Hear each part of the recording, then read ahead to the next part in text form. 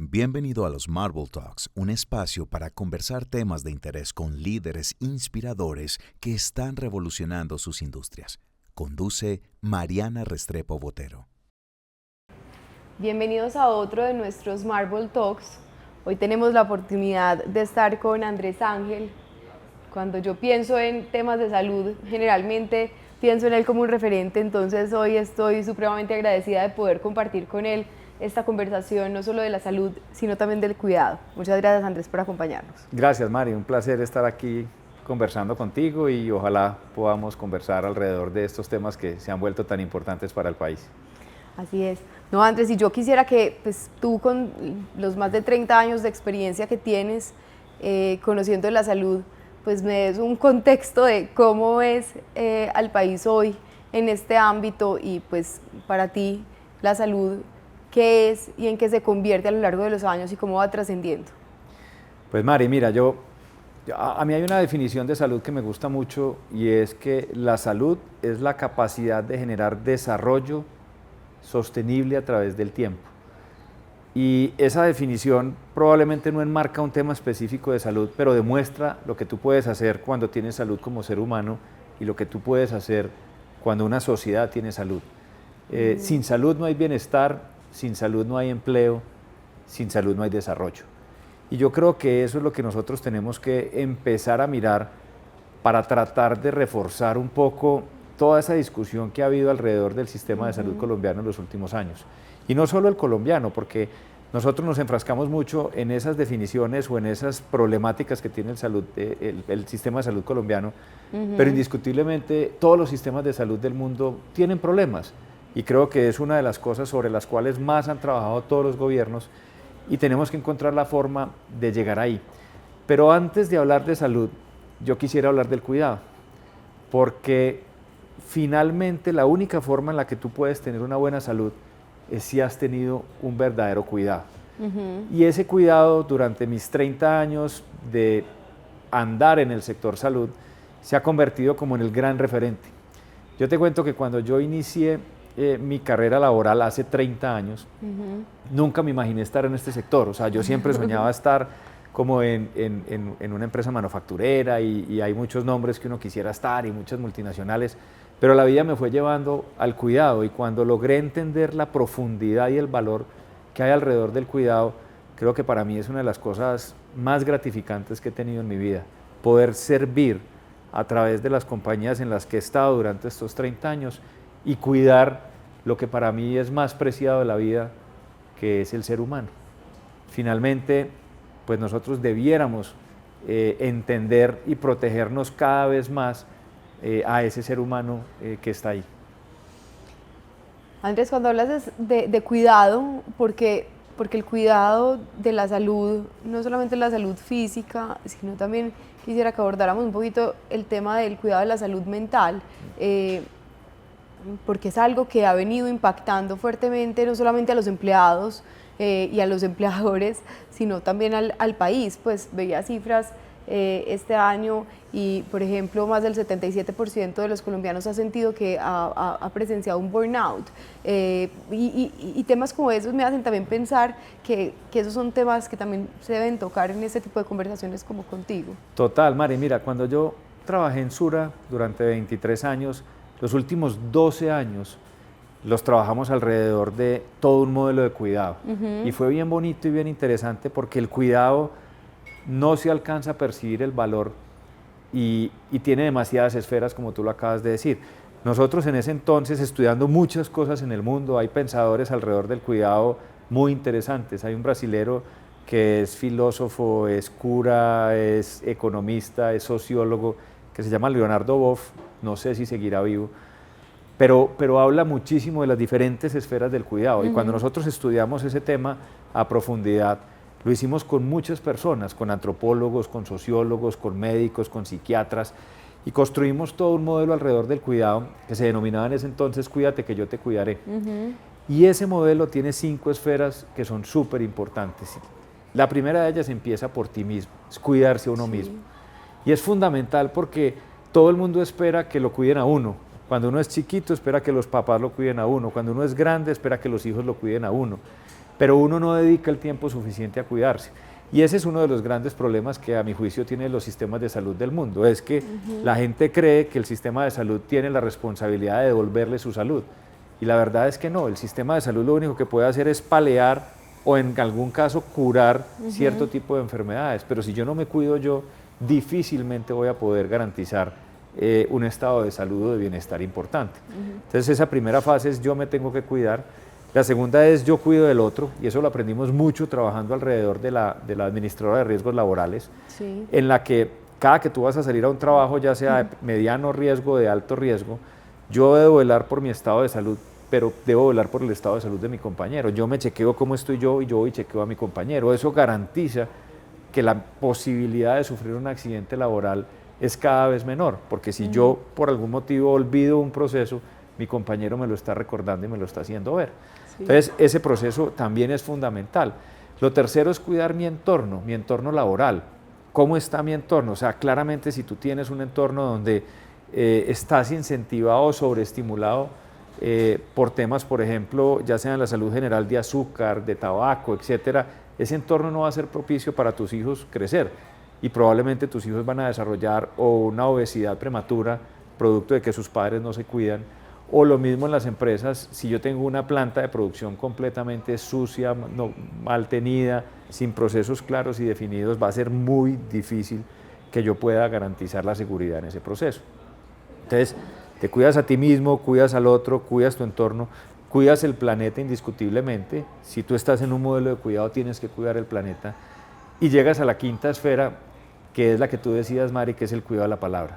Total. Para mí uno de los temas que se ha convertido más complejos, yo soy padre de familia y veo las complejidades que nuestros hijos empiezan a tener hoy en día, sobreestimulados en las redes sociales, sobreestimulados con una tecnología probablemente avasalladora, y no cuidamos lo que decimos. Y yo creo que los problemas no solo de burnout, sino los problemas de bullying al interior de los colegios hoy en día se están convirtiendo, para mí, en la nueva pandemia del siglo XXI. La pandemia anterior era la obesidad y creo que sigue muy presente en muchos países, pero indiscutiblemente se ha venido trabajando. Pero los problemas psicosociales se están convirtiendo en una pandemia difícil de manejar porque la velocidad a la que va la tecnología, la información, todo lo que tienes a tu lado, se vuelve muy difícil de gestionar. Y es un problema que de verdad hoy, si no le ponemos una atención muy fuerte, nos va a avasallar hacia adelante. ¿Y qué tan preparado está el sistema de salud para poder enfrentar ese tipo de crisis, llamaría yo, por las que estamos pasando? Muy poco porque yo diría que la velocidad a la que está llegando no nos permite tener lo suficiente profesionales a cargo. Creo que en el país nos faltan instituciones que tengan mucho más capacidad de gestionar casos complejos. Y creo que es uno de los temas en los cuales vamos a tener que trabajar mucho más, porque es complejo, es un mundo bien complejo de trabajar. Y si fuéramos a ver un poco más o abordar el tema de la problemática o de pues, sí, la problemática que tiene el sistema de salud y por la que pues, tanta gente está levantando la mano en distintos ámbitos, ¿cómo verías tú este tema? ¿Cuáles son? Pues mira, Mari, yo empezaría hablando por lo positivo, porque siempre nos gusta hablar más de lo negativo y creo que este es un sistema que tiene muchas cosas positivas. Este es un sistema, como lo decía al principio, todos los sistemas de salud del mundo tienen problemas y su mayor problema es la capacidad de financiar todos los servicios que entrega. El sistema colombiano es un sistema que cubre casi al 100% de la población, que no pasa en casi ningún país del mundo. Ya de entrada eso es un logro supremamente importante. Hay mucha gente que dice que tener cobertura no quiere decir tener atención. Yo difiero bastante de ello porque indiscutiblemente Colombia tiene un problema en la ruralidad y ahora hablamos un poco de ello, sí. Pero en las grandes ciudades, que es donde está concentrado el 70% de la población colombiana, el sistema funciona de manera importante y de manera coherente. Entonces, lo que ha pasado en el sistema nuestro es que ha habido mucha polarización y se ha vuelto como entre los buenos y los malos. Y eso ha generado un clima de desconfianza, ha generado una polarización, ha generado una desinformación muy grande. O sea, la gente mira las cifras y nadie comprende las cifras del sector porque nadie ha sido capaz realmente de poner unas buenas cifras sobre la mesa. Eso genera, insisto, desinformación, desconfianza, fragmentación y genera mucha corrupción, porque cuando tú no puedes tener la información clara, no la ves, indiscutiblemente abre el espacio para que exista corrupción. Y el sistema ha tenido corrupción en todos los sentidos. Hay EPS que han sido corruptas, hay IPS que igual lo han sido, hay médicos que lo han sido, hay jueces que lo han sido y hay usuarios que lo han sido. Entonces yo creo que tratar de identificar ese tema como responsable a un lado o al otro es lo que nos ha generado esa fragmentación y no nos ha permitido ver las cosas buenas que tiene este sistema. Entonces yo creo que a mí me gusta más hablar de lo bueno que tiene y no de lo que falta o de lo malo, que es lo que le gusta hablar a mucha gente, y de acuerdo a los detractores hoy en día creo que ese es el gran problema que tenemos, que les gusta hablar más de lo malo y no de lo bueno. Y si habláramos en cifras, Andrés, pues como que para hacerlo más claro para quienes nos están escuchando. Mira, a mí me gustan mucho las cifras porque son las que demuestran que el sistema sí funciona. Entonces, mira, este es un sistema que al año a toda la población colombiana le entrega más de 200 millones de atenciones en salud sin entrega de medicamentos. Cuando sumas la entrega de medicamentos, estamos hablando de casi 800 millones de servicios entregados a una población de 50 millones de personas. Y a mí me gusta mucho hacer un ejercicio de una familia, y es qué le pasa a una familia con el sistema que tiene hoy en día y lo que le puede pasar en un sistema que no esté coordinado y gestionado por alguien.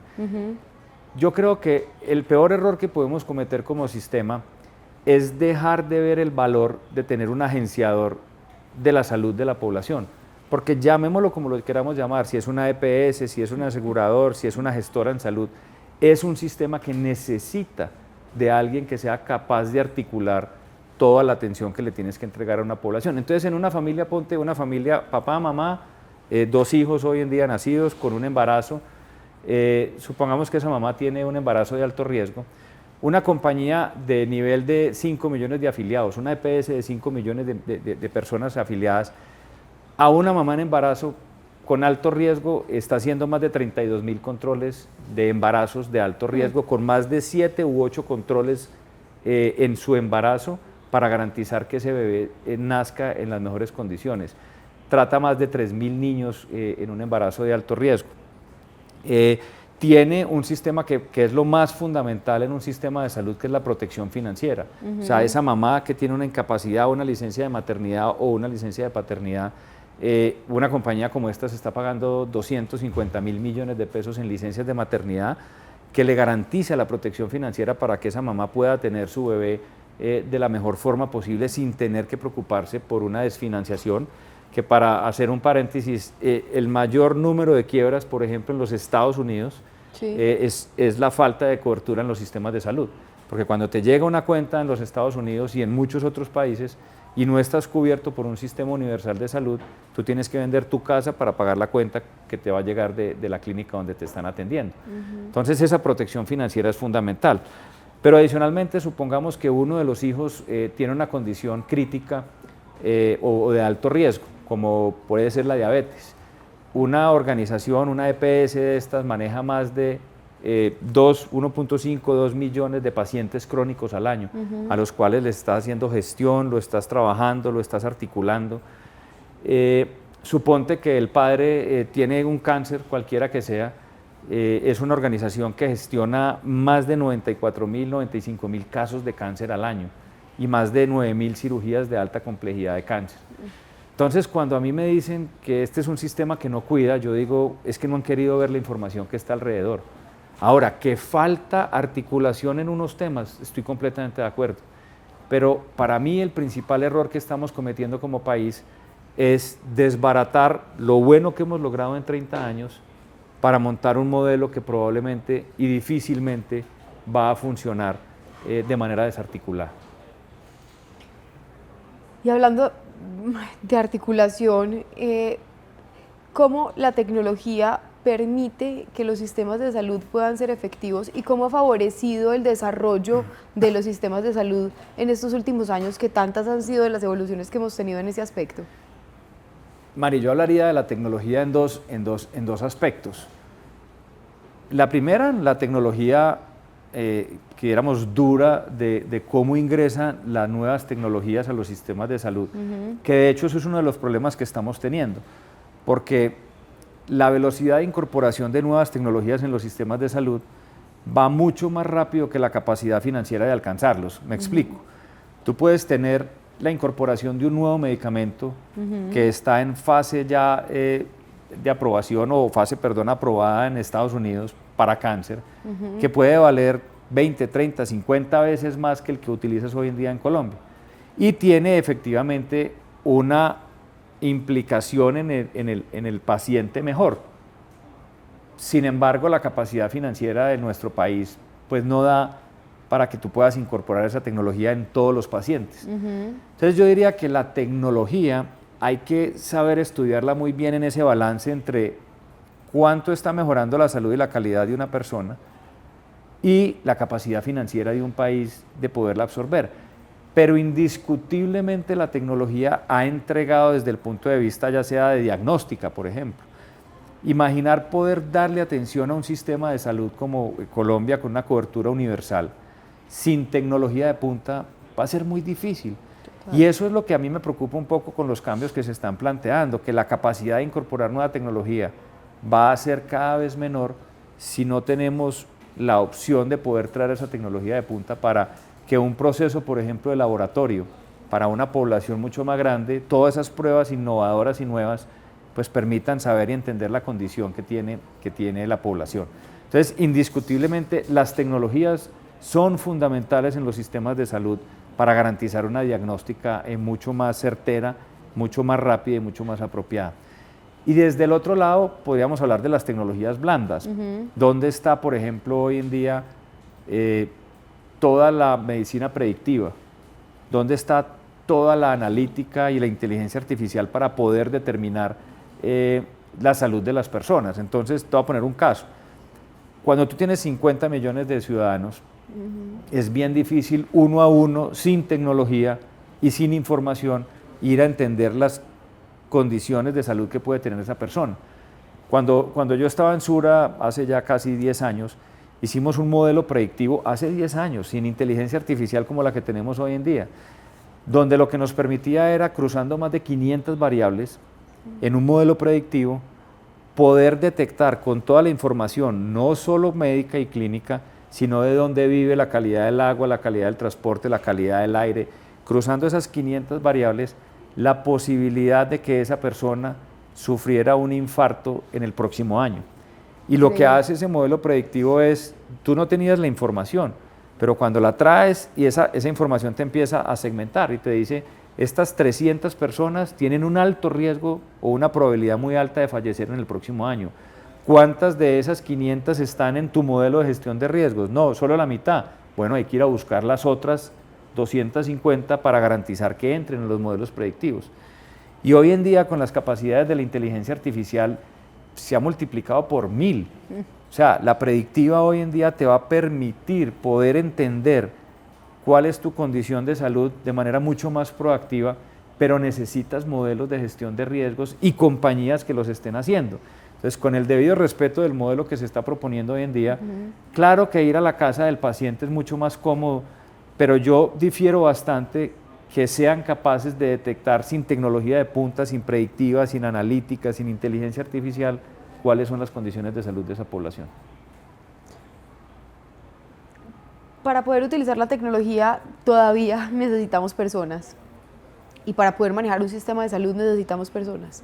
¿Cuáles son esas habilidades y competencias que necesitan las personas que están en el área de salud y que consideras que sin ellas sería muy difícil poder lograr ser exitosos?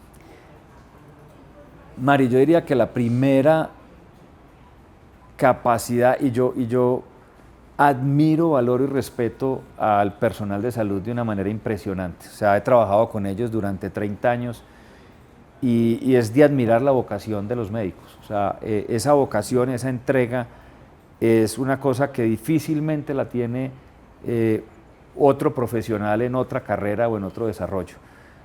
Tiene que tener una verdadera vocación por servir a los demás para estar al interior de la salud. Y hablo de todas las personas que lo hacen, no solo los médicos.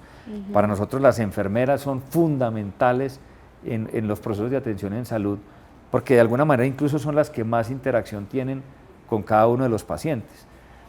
Pero yo diría que fuera de esa vocación que es fundamental, se necesita demasiado empatía y humildad. Empatía para ponerse en los zapatos de los demás. Yo soy paciente de cáncer, que es algo bien paradójico, trabajando toda la vida en el sector salud, y pues tuve un cáncer joven y lo estamos tratando, y he podido ver desde el lado del paciente ya con una enfermedad de alto riesgo, la forma en que los médicos y las enfermeras te tratan un tema que lo hablábamos ahora, que es el tema de la mente y de la cabeza.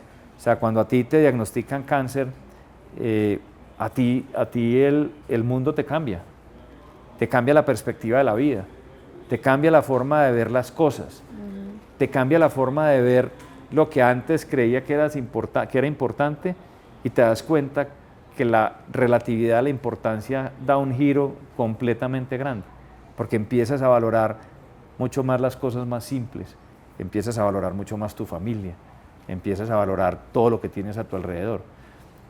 Y eso te lo hace ver y te lo ayuda a gestionar una enfermera. Cuando tú estás en una quimioterapia o en una radioterapia, y en una quimioterapia puedes estar 3 horas sentado en una silla recibiendo una dosis de un medicamento que es bastante fuerte contra tu cuerpo, está atacando unas células malas o negativas.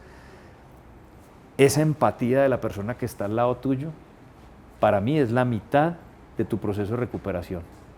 Porque cuando tú tienes una enfermedad de este tipo, la medicina hace una cosa importante y potente, pero tu mente es la que hace el resto de la sanación. Y si a tu lado tú tienes gente empática que es capaz de entender eso, es la gente que va a lograr tener muchos más pacientes aliviados. Entonces, para mí creo que requiere de esa capacidad, requiere, como te decía ahora, de la humildad paciente-médico para entender dónde estás parqueado. Hoy tenemos un problema gigantesco, y es que a ti te diagnostican una enfermedad, el paciente va y consulta antes a Google, hoy a la inteligencia artificial, y la inteligencia artificial te trae un diagnóstico y te trae una solución. Entonces el paciente va donde el médico y le dice: doctor, ya encontré cuál es mi respuesta y cuál es mi solución. Y es el que él mismo le dice al doctor qué debe hacer. Creo que hay que tener la humildad como doctor y como paciente de entender los dos casos, entender que esa persona se tomó el tiempo de investigar su proceso, pero también el paciente tiene que tener la humildad de agachar la cabeza y entender que el médico sabe mucho más que tú de ese proceso. Y yo diría que por último, Mari, hay que tener mucha resiliencia. Este es un sector que tiene muchas complejidades, que no es una ciencia exacta. La medicina no es una ciencia exacta. La medicina es un proceso de entendimiento de muchas variables que permiten tener ensayo y error para poder garantizar tu sanación total. Y como lo decíamos ahora, depende mucho de tu mente también. Si tú como paciente no tienes la resiliencia de entender eso, y si tú como médico tampoco la tienes, difícilmente lo vas a lograr. Total, total. Andrés, si tuvieras que dejar, pues todos vamos a dejarlo, pero ¿cuál sería el legado que tú quisieras dejar en el mundo el día que te vayas? Pues Mari, con todo esto que me pasó a mí, que han sido días difíciles por muchas variables, que las he afrontado de manera positiva, yo suelo decir, mi vida últimamente la traduzco en 4 frases. Y esas 4 frases, la primera fue resiliencia para entender que tu vida cambia así, y que si tú no estás dispuesto a entender que tu vida cambió, pues difícilmente vas a sobrevivir.